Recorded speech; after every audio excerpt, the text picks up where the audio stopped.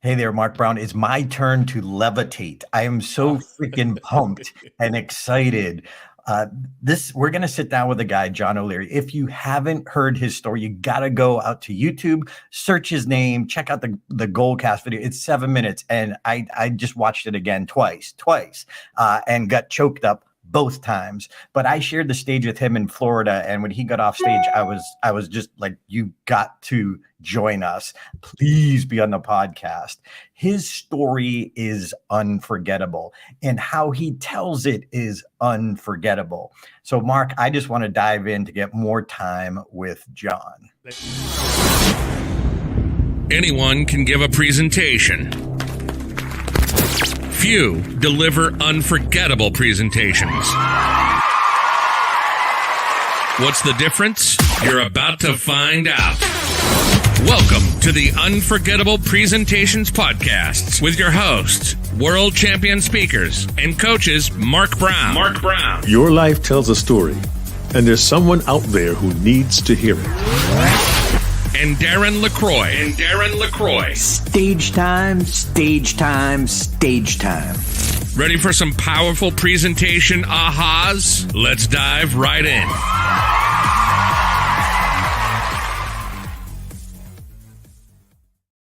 All right, Mark, when I say I'm excited, like John O'Leary. John, thank you for joining us.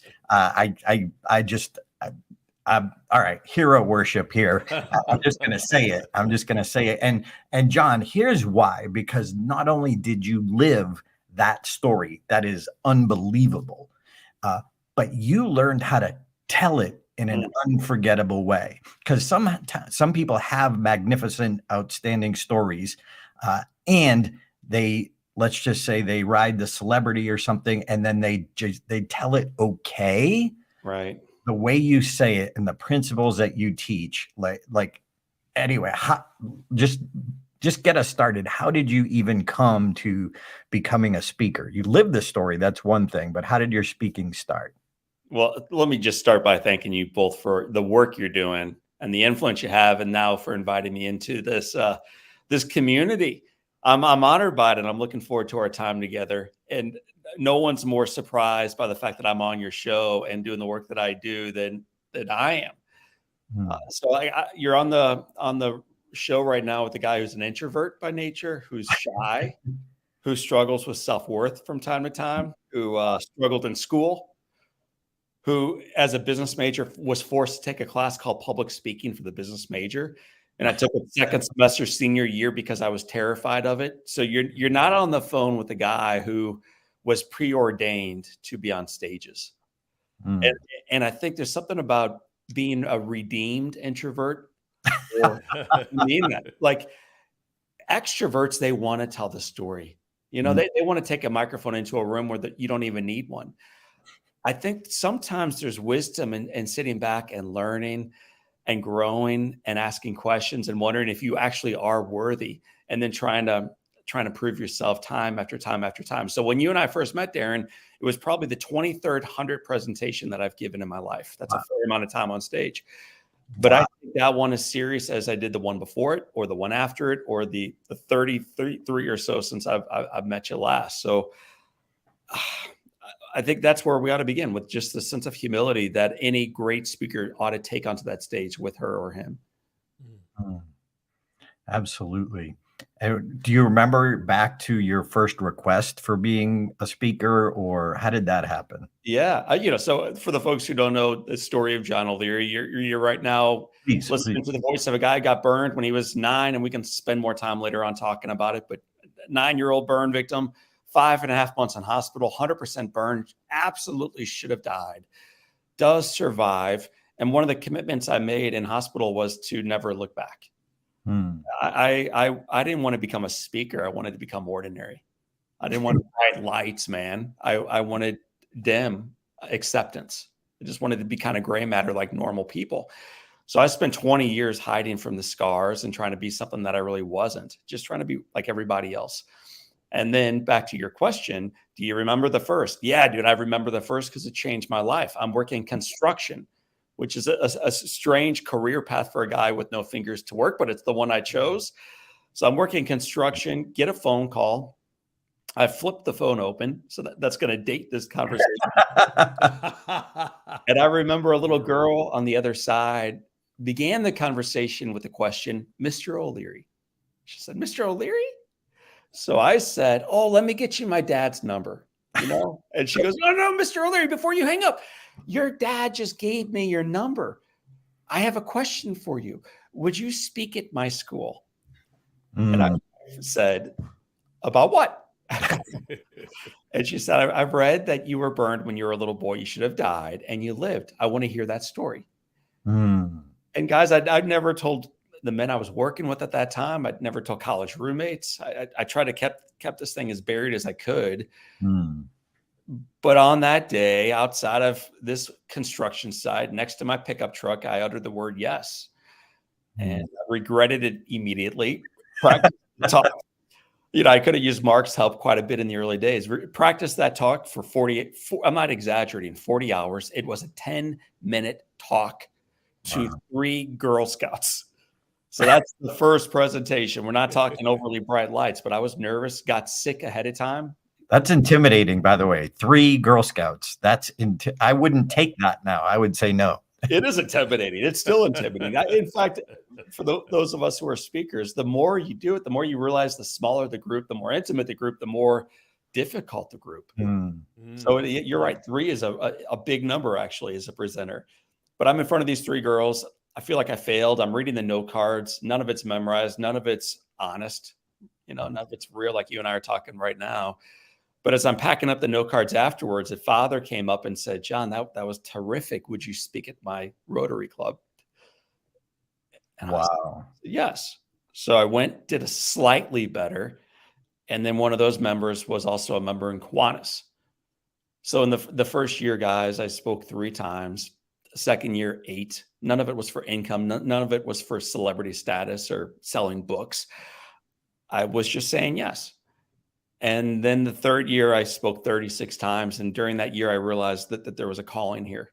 And there was an opportunity to positively influence lives through your story. I think, Mark, you have a quote around that. If you have a story, you can influence lives through that story. So I try to get better and better. I actually hired a speaking coach. I practiced an awful lot in the mirror. I eventually hired someone to help book speeches for O'Leary. She requested and required more money as a salary than I'd made the previous 3 years combined. And I realized right away, well, that's not going to work. So we shook hands and said goodbye. But then I got a letter 3 days later in the mail, show you the power of follow-up. Young speakers out there sent me a letter in the mail. And all it said, it was a quote from Abraham Lincoln. Let us determine that the thing can and should be done. And together we will find a way. So I said, well, what the heck, man? So let's determine that. So we did determine that. We figured out a way, and we've been speaking now 16 years since, a couple thousand audiences, a couple million people live by saying yes authentically to the one in front of us. Wow. Say yes. That's a keeper right there. And John, you had this story, you work with a coach. The story is so powerful, but what were some of the, let's just say, lessons you learned along the way about telling your story?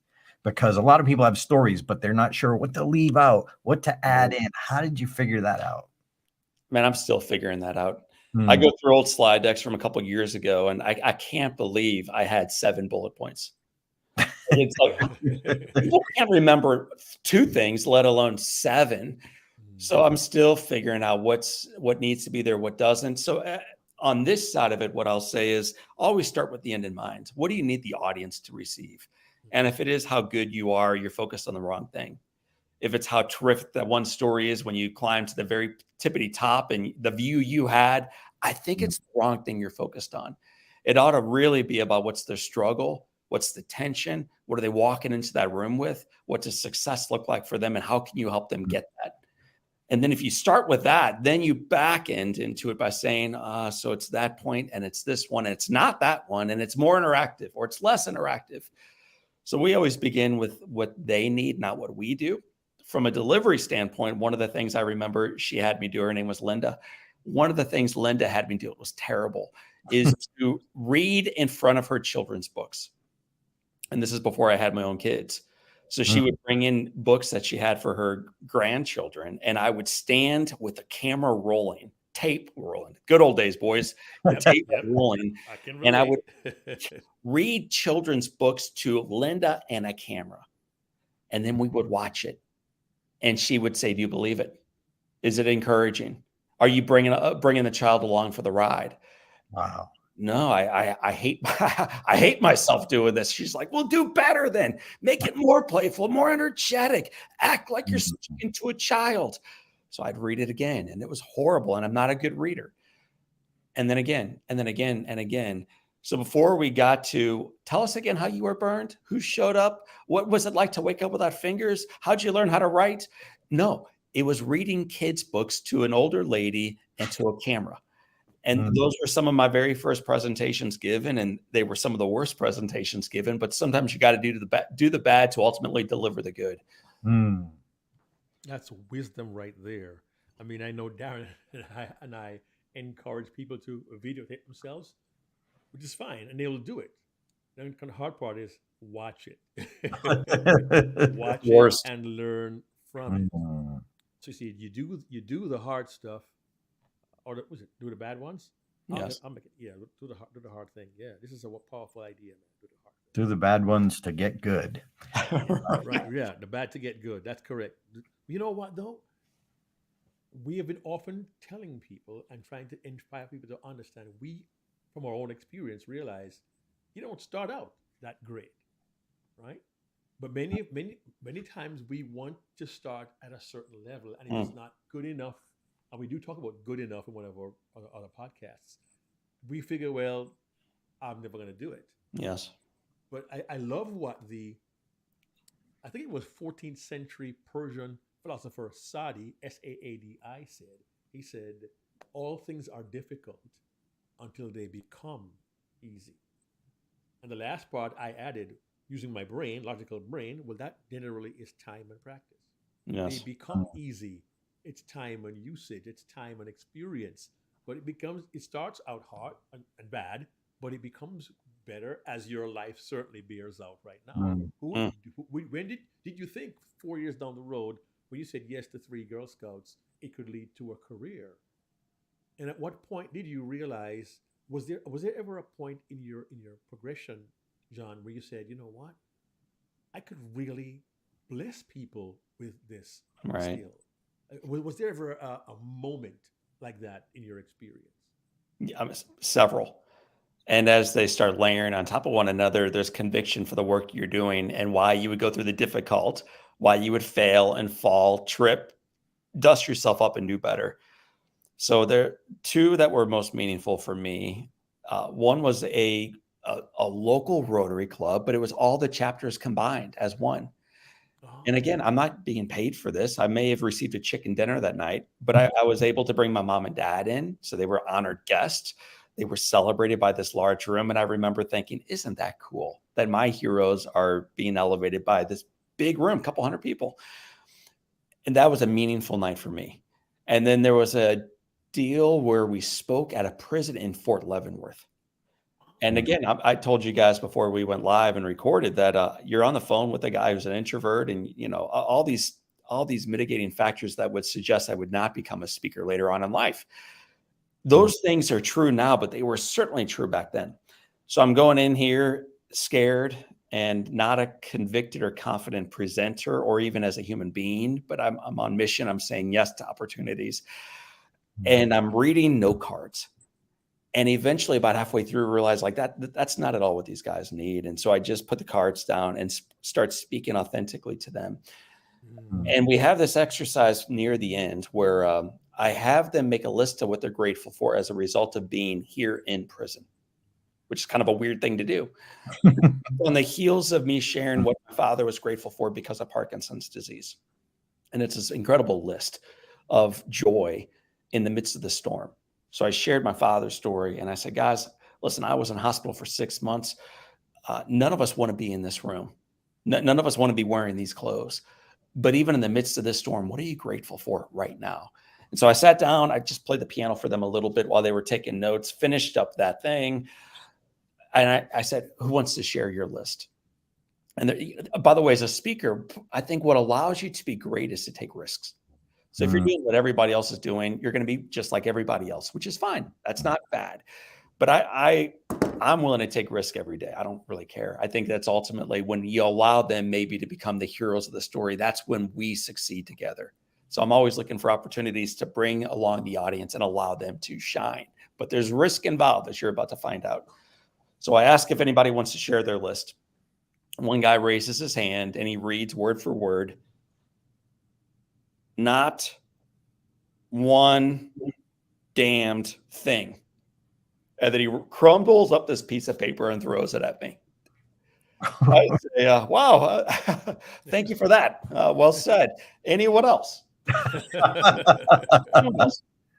And there's a guy in the back of the room. This is a true story. Kind of musty, this musty room. This guy's got kind of dirty brown hair, unkempt. He stands, he says, I'll share. And he starts reading this list, and I'll forget a lot of the items on his list, but he included things like this. As a result of being here at Fort Leavenworth, I am grateful for, and he reads, 3 square meals. I never had that on the outside. Heat in the winter, never had that on the outside. Air in the summer. Boys, you ever think about that? We got AC in here. Never had that on the outside. He talked about the ability he had picked up in this facility to learn how to read again. He never learned how to read on the outside, to get his GED, access to books, access to the internet, a chance at forgiveness, opportunity of redemption, goes on and on and on. He sits down. When he's done, the entire room elevates. They all rise. When the first prisoner sat down, everybody laughed. When the second prisoner sat down, they stood up and cheered him, not me. They cheered their colleague.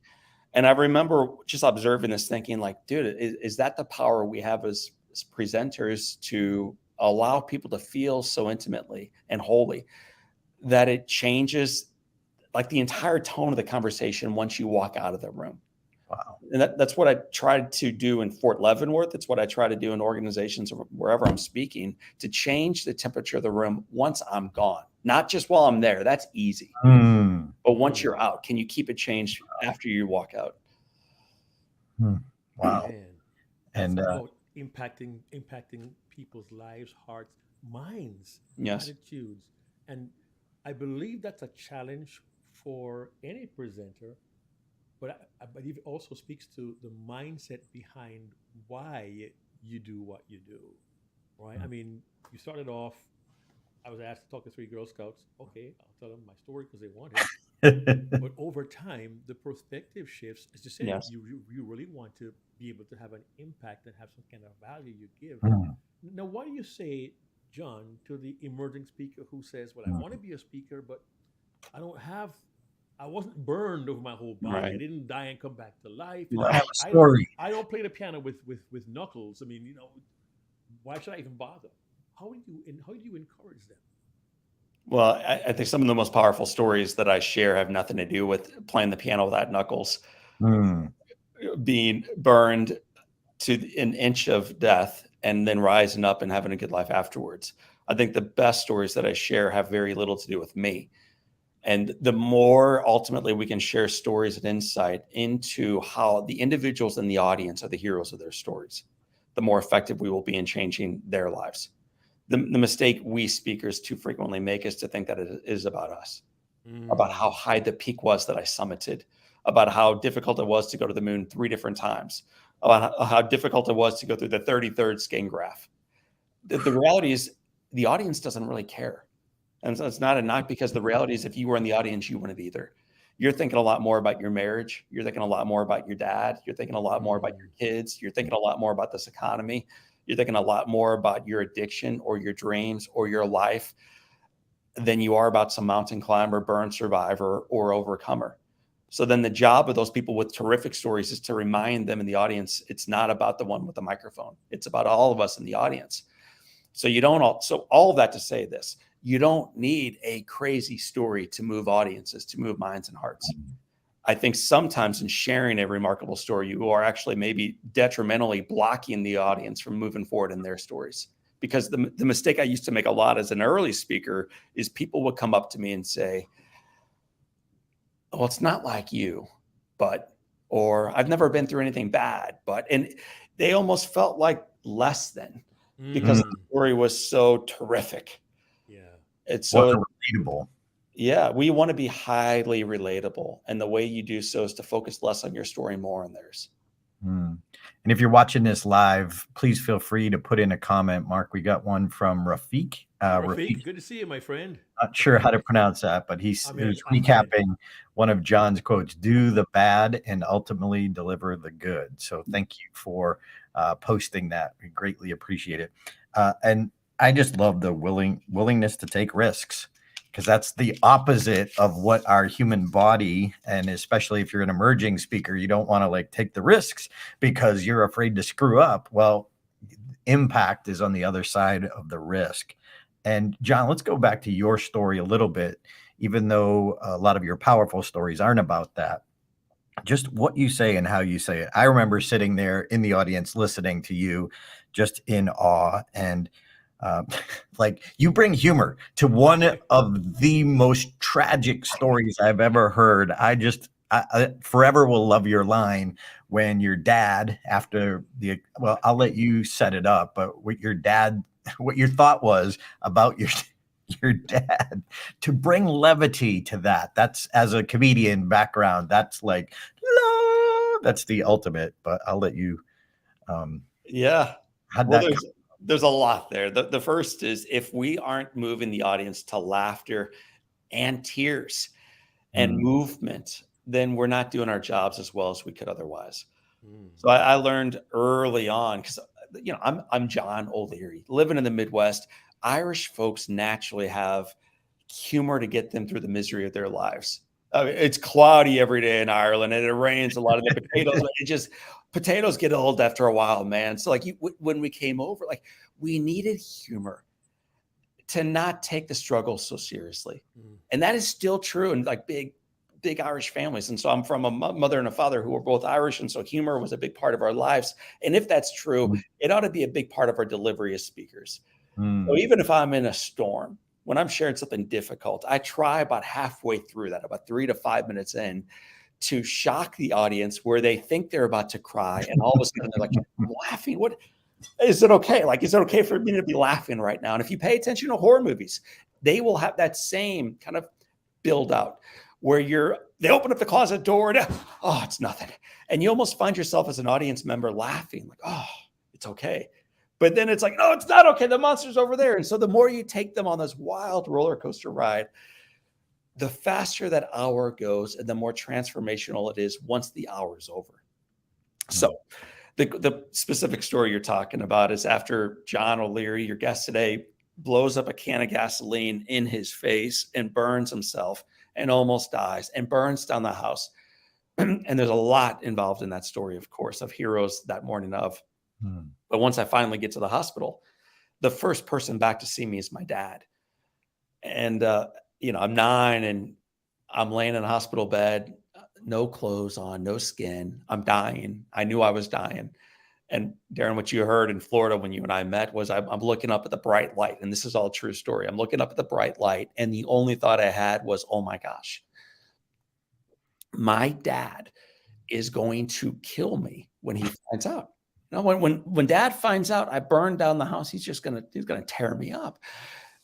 And then he walks into this room, and the first thing he says to me is, John, look at me when I'm talking to you. So I look up, and then I see his finger in my face, and the judgment index finger pointed right at me, and I look up right through it toward him into his eyes, and he says, I have never been so proud of anyone in my entire life. And my little buddy, this morning, I am simply proud to be your dad. And then he says, I love you. I love you. I love you. And there's nothing you can do about it. And then the final part of this little story I'll frequently share live, and it's true, is I remember crossing my arms, shutting my eyes tight, thinking, oh my gosh, nobody told my dad what happened. Like the old man doesn't know I burned down the house. Maybe I can get away with it. And so you tell this story, and there's pictures back behind you backing it up, and it's so real and raw. But it's not because, oh, he got burned and his dad was mean and now he's nice. Mm. The audience knows, like, yeah, I've messed up too.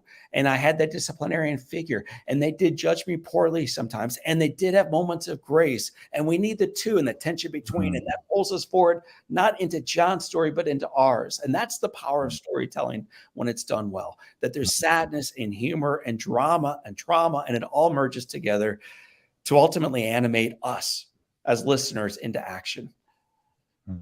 And you set it up so well by adding the tension where he, puts his finger in your face, and then I will never ever, or I will always, Nothing.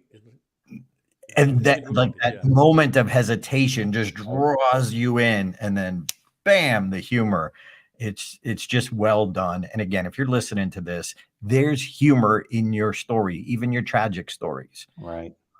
And before you say that, Darren, before I forget, I don't want to lose my thought here. I pictured this, John, and maybe I'm the only one who does this, but I pictured you say you're dying. I know I'm dying. I'm being drawn towards the light, kind of thing. And this figure just kind of blocks the light. What I'm saying is, wait, you can't leave yet. You got a bone to pick with you, young man. Yes. And that to me was also this moment of, oh my gosh, he's going towards the light. And then all of a sudden, oh, it's Dad. And that's right. Again, this is how I thought about it. So that's pretty awesome, actually. It's pretty accurate as well, Mark. That was a visual I saw when you told the story. Go ahead, Aaron, I'm sorry. Yeah. And what I also love is you have these points of wisdom all along the way. So it's a powerful story. We're with you, but you almost step out for a second to boom, drop the wisdom. And by the way, Mark when his head's down, he's taking notes because we're going to recap at the end. So he's very much engaged. I figured he was sleeping, and I have that effect on many audience members. I just figured he was part of the healthy majority who just passed out about halfway through the O'Leary keynote. John, trust me, you are in no way soporific. You are not soporific or sleep-inducing. Here we go. John, true story. For years, Darren, I'll say a word, he'll go for his dictionary, and just to make me feel bad about, the problem is I don't even know how to look up the words because I don't know how to spell them because I'm just... Anyway. So you dropped some points of wisdom. Like, what I love too is it's not like cliche wisdom, but one of your points of wisdom is it changes the life of the giver. And whoa. So you have several points along the way. And those of you, if you haven't heard John's story, Jack Buck, famous radio announcer, sports announcer, was one of the heroes in John's story. And I just love what he did and how he did it. And when he asked you to write him a thank you note, you couldn't, and you had no fingers, and he was asking you to do something because he knew you needed that push, and he was that person in your life that you look up to and you admired. If it's like your mom or dad who said, it might not have had the same effect, but Jack Buck asked you to do the impossible. There's just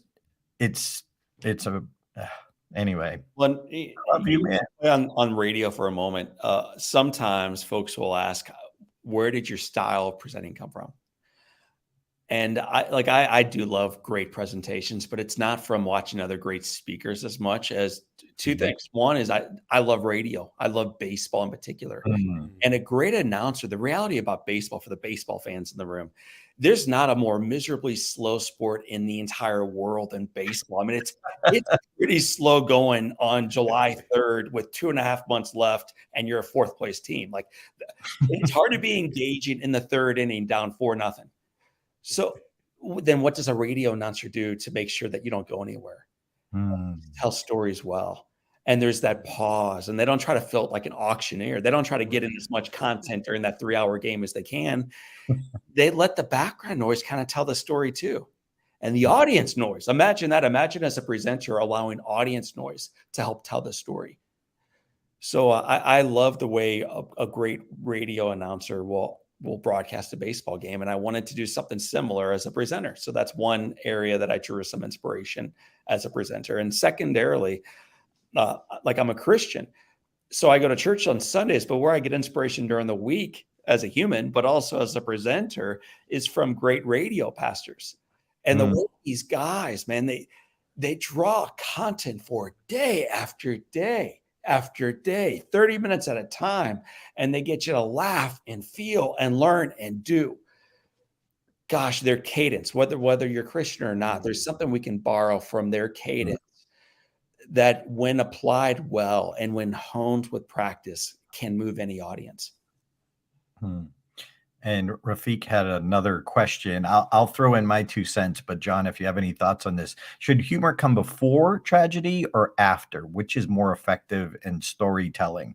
My quick answer is yes. That's right. 'Cause it depends. It's not a before or after. It can be to release the tension and then add tension before we get to the tragedy. In your situation, it is after the major tragedy. Right. I would just say I think it's got to be organic is the key, and usually comes out in a line of dialogue, which, if you listen to Mark and I's podcast a lot, we always talk about dialogue. We just had an episode that came out recently about dialogue versus narration, and John's line that he delivers is internal dialogue. Yep. Oh my gosh, no one told my dad what happened. That's internal dialogue. In But your head. John, your thoughts on this question? Yeah. So it's funny you say yes. That would have been my answer too. But then if forced into a corner, almost always I'll begin a presentation with humor. And I found that when I used to begin more with the trauma, it was harder for folks to recognize it was safe to laugh. Right. When Mm, I begin with humanizing the story and the guy delivering it, they recognize immediately, like, okay, I get where this thing is going. They don't know the depth of it and the drama and the trauma of it, but they understand that if this guy doesn't take himself too seriously, but he takes the work we're about to do together very seriously, that this can be indeed a very meaningful conversation. So if we get them to laugh early, they'll be freer to do it later on. Mm. excellent. And tough question. You said we could ask you anything. Had you ever made any mistakes early on telling your story where maybe you lost the audience? Yeah, tons of times. So when I started rolling my eyes thinking about how should I answer it was with which time should I use as the example to fall on the sword. But even that, the more we humbly fall in front of the audience, the more they say, "God, she's like us." Mm, Mm. So even the way I dress, I try not to dress above. Yesterday I was in Las Vegas wearing a t-shirt, not because I don't respect the audience, but that's what they were wearing. I want to. I want to meet them where they are. Always, mm, always respect the people that you are presenting in front of.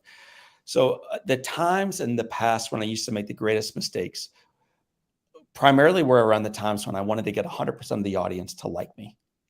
mm. And there's a lot that we could unpack around that. But part of that was if I would see someone on a phone, I used to call it out. And Oh. I think there's a way to walk over toward them. I think there's a way to whisper, like, it's so easy in life to, rather than being in the moment, to actually look down at your phone and get lost in things that don't. There's ways to be indirect about this that are good. But when you're like, and there's people in the back row right now, don't even look up. Like, all that does is you make them feel horrible. They could be responding to a daughter's suicide ideation that they're discussing at home, and now you're calling them out. And what are you doing, O'Leary? Not only are you running for them, there were 84 other people or 2,000 other people engaged. And as soon as you call out the guy in the back row, every single head swivels from you where they were, and now they're lost. And now you lost not only the one, but the all. It'll bring So them the back. mistake I used to make is to think I was really courageous in calling out one or really challenging the folks who weren't going along for the ride to join me.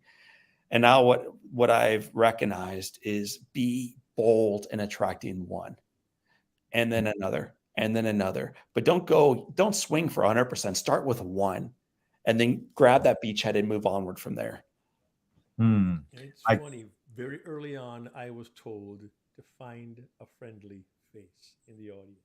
I'm talking 95, 96, very, very early on when I began speaking. I was told to find a friendly face. And I didn't realize the power of the comfort it could give but also you no longer choose to challenge that person in the back row. I remember one time, this may not be the right approach, but to piggyback on that real quickly, John, I had a youth audience. I've had many high school audiences, and they had a device in their hand. I said, "Yep, I know what you're saying. This guy sucks," about me, and they're kids, and they busted out laughing, and it was Yes. great. It was fine. It was humor, and it was I didn't call the kid out. I'm like, "Yep, yeah, I can tell," and I made it about my being. I made it self-depreciating, and That's they where were you and gain they the could laugh audience, at me. Mark. Yes. Yep. Yeah. It's I okay for you to make yourself the butt of the joke, but never the audience, in Exactly. my mind. Yeah. Cool. Yeah, I remember Johnny Carson, when he was wrapping up his stint in the Tonight Show, was asked, what was it about you? What was your magic? And he said, he thought about it and he said, I always played up to my audience. And I just thought that was brilliant. And then, Mark, you know the story of Dave Fitzgerald, my comedy mentor, passed away. He started, before he did comedy, he was speaking at AA groups. And he said, I could see the guys in the back of the room who are there because the judge told them they have to, with their arms crossed. And he said, but I made it my goal to be so funny that they had to uncross their arms and say, hey, I'd drink with this guy. Yeah. But making that to engage them so much that they put things down. So like if you got everybody laughing or 80% of the audience laughing and the other people are distracted, they'll be like, oh, what did I miss? And they'll Yes. put their phone to listen because they missed the humor. Anyway, that's my thought. And with our goal to be unforgettable, do you have any comments that you heard after that just touched you so much that just made it worth all the work and the effort and the travel? Any stand out in your mind? I mean, there's too many, and that's not a humble brag. It's just true. Like every time, let me answer it this way. My favorite part of speaking is not the stage; it's afterwards. It's actually where you and I met, Darren. It's the one-to-one line. In the good old days, just hugs and handshakes. Now it's mostly book signing, where they get to share the effect of that message on their life, and in doing so, they share the dark corners of their life that they may not share with their spouse. They certainly don't share with coworkers. And then you walk into a big client conference, whatever that might be for you, and these human beings are being extraordinarily vulnerable with you. Like for me, it's deeply meaningful. Last week, I'll share one that stands up from last week on Thursday. I was speaking at a McDonald's general managers meeting. So McDonald's is a global business, major player, but the GM is one of the more difficult roles that I could fathom professionally. It's a very difficult role. You're working with young employees, sometimes challenging colleagues, to customers. Like everything is happening. The fryer's not working today. Like there's a million things going on, and you've got a lot of responsibility coming at you fast. So I went out there to give them a leadership session. It's part of this quarterly thing we do with these GMs. And one of the questions I asked of them was, share with me one of the most inspirational people in your life and why. And so they turn to a neighbor, they share. And then eventually I said, anybody want to share with the entire room? A couple hundred GMs in the room. And one lady shares about growing up, and just hear what she says.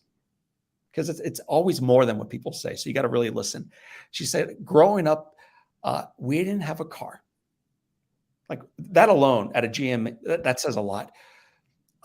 And then she said, our pastor would drive out on Sundays and Wednesdays to pick us up at the trailer park.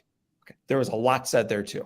And she said, he made me realize not only the power of faith in my life, but the fact that my life mattered. It's like, boom, she sits down. And like, that is an amazing story. 3 people later at a different table, a woman shares that she spent some time in prison. That says a lot about her life. And then she went on to say, when she got out, she did not have a license or a car. She took a bus to interview for this job at McDonald's. And there was a GM who believed enough in her to make the hire. And then she said, and Shelley, I want to thank you for being that GM. Wow. The previous woman who shared about the pastor coming out to her house was the same leader now who has taken a chance on someone who's got no license, no car, and a record. So what are the stories? The stories aren't about it. I think I told the story of Jack Buck really good last Tuesday. Listen to how I did it. Not at all.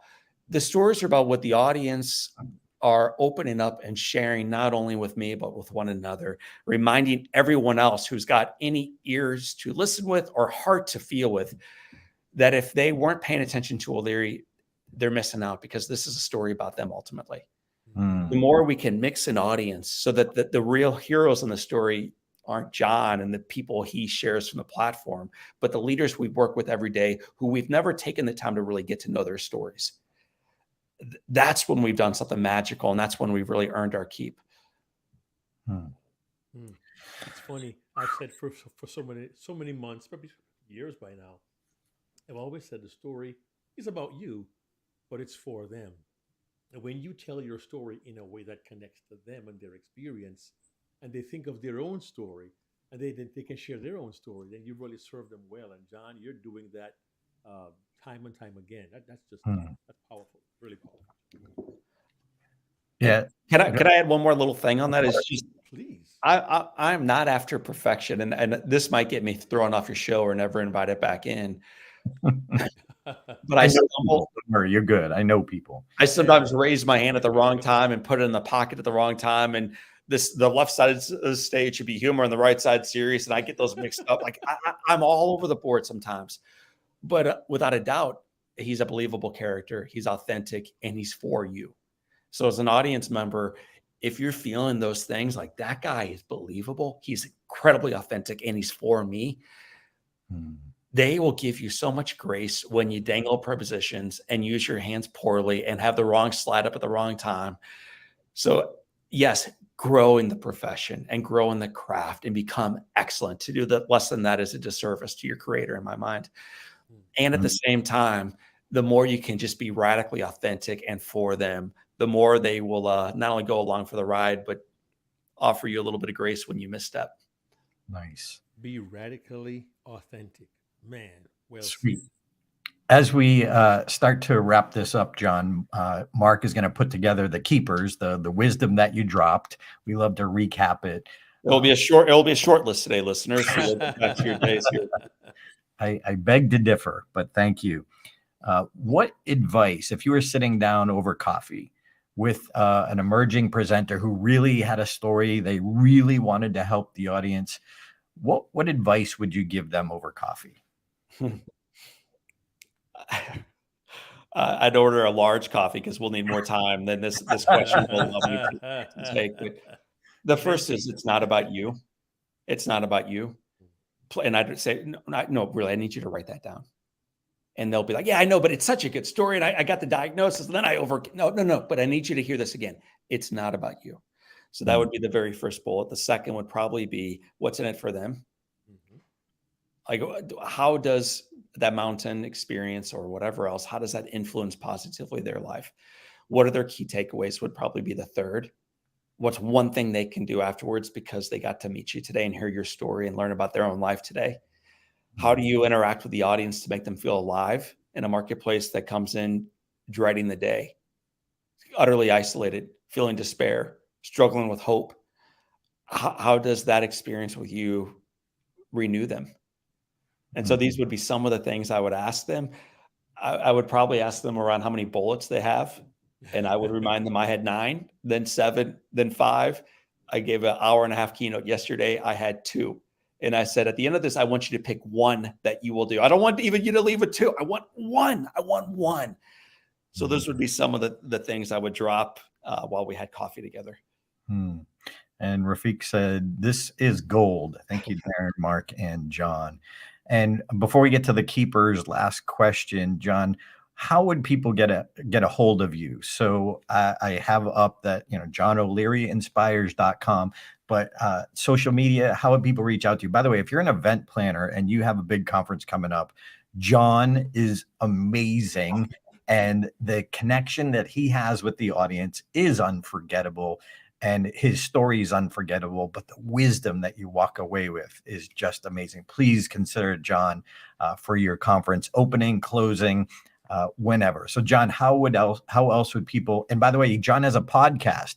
If you like inspirational stories, John has a podcast as well as his book On Fire. Is that daily, John? It's twice weekly. So we drop on Mondays and Thursdays, and And that's one more thing I would do as a young speaker is keep leaving breadcrumbs to farther encourage the folks that you had an opportunity and the honor of speaking to. So when I first started speaking, I thought, deliver a good speech. That's it. Then have a good handout to leave behind. That's it. Then those two things, plus a newsletter that dropped monthly. That's it. And what if it should drop weekly? That's it. Then a podcast, then a book. Then now they're working on a movie, coaching, all these things, not as marketing. That's the wrong approach. As service. How do I serve the one that we had the honor of spending some time with today? So your job as presenters is not to present or speak well. It is to serve authentically and over time. So as we've been doing this for 16 years, and we're servants, and we love it. So how do you stay in touch? I think where you capture the podcast and the book and the newsletter is at johnolearyinspires.com. And there's links there to social media. There's my phone number there. We're here. Like, it sounds kind of random or radical, to use your word. But if you need help, I'm here to serve. So my number's online, my email's online, and the answer is yes. Wow. Mark Brown, what do we got for keepers? Okay, it'll be a very short, long list. Say yes to opportunities and work to positively influence lives. Focus on your audience's struggle and begin with the audience's needs in mind. Do the bad and ultimately deliver the good. Oof, that one is precious. It's this: taking risks allows you to be great. Take risks. Change the temperature in the room even after you leave. Not a bit of gold right there. Our best stories have very little to do with us. You know what? It's not about you. Be highly relatable. Move your audience to laughter and tears. Share the drama and the trauma. Ooh, I love this. Respect your audience. Meet them where they are. Keep leaving them some breadcrumbs. And don't think marketing. Think service. It's a solid podcast right there, man. I don't know who said all that, but she rocked the world, man. That's good stuff. And you didn't say it this time, but I love the wisdom that getting out of bed doesn't mean you're awake. Right. And for those of you who are speakers, getting up on the platform doesn't mean you're unforgettable. Or unforgettable in a good way. So, John, thank you for being here. Thank you for what you do for the world. And I know that you are a servant of the big guy, and I know he's proud of you because you have affected me. You make me want to be better. And Mark Brown, take us home. My friends, John O'Leary has given us a wonderful perspective on what it takes to be not only great, but to be unforgettable. I hope you'll take some of these keepers, apply them to how you live your life, and remember, think service. Think of what you have to offer the audience. And if all of us continue to use that perspective, I can guarantee you will be unforgettable. We'll see you next week. Hey there, this is Darren LaCroix. Thanks for checking out this podcast episode on YouTube. If you want all of them, not every one is on YouTube, check out your favorite podcast platform so you don't miss an episode. Keep being a sponge so you can be unforgettable. Check out StagetimeUniversity.com, where good presenters become unforgettable.